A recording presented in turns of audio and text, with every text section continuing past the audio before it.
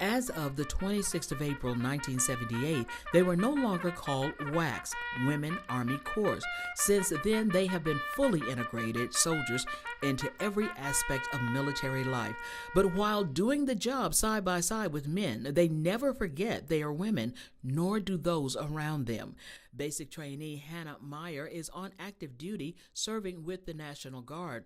The South Dakota natives didn't have any military history amongst family members. She says a college recruiter dangled opportunities in front of her.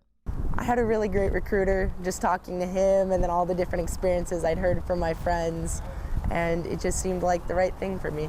She says the intensity of basic training was a new and even a bit scary event, but it didn't make her change her mind. Really crazy and hectic, but I just had to break it down in my head. It was just an intense game of Simon Says.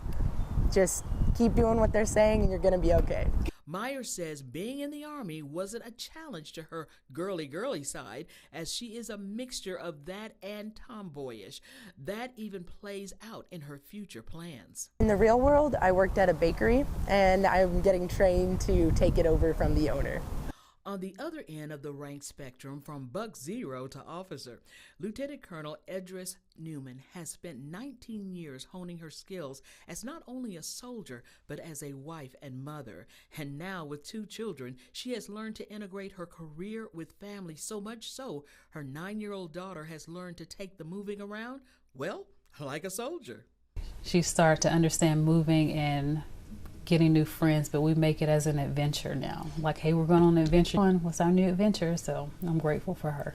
The lieutenant colonel says her dad planted and nourished her with stories of strong, successful womanhood all her life. When I was young, he would always give me articles of successful women that were able to make it on their own. He always wanted me to be able to have a career that I didn't have to depend on anyone. Not saying he never wanted me to get married, but he wanted me to be able to stand on my own 2 feet.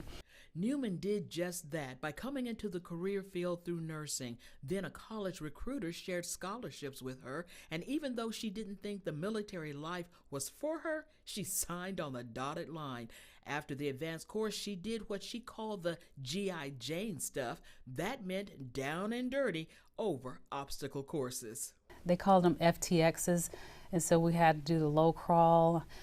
So we had to literally have our weapon like over our shoulder, crawling through the dirt, going through obstacle courses like climbing up different ladders and going across like zip lining, and you would fall in the water.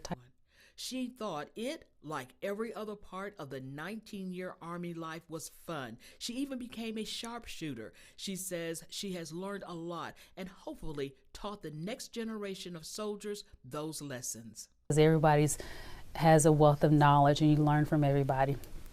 And I always know that I didn't get here by myself, so I always try to make sure that I go and lift somebody else up. Next year, Lieutenant Colonel Newman will hang up her clovers and retire. She says her children are still young enough to think she's cool, so she will spend time doing things in their world.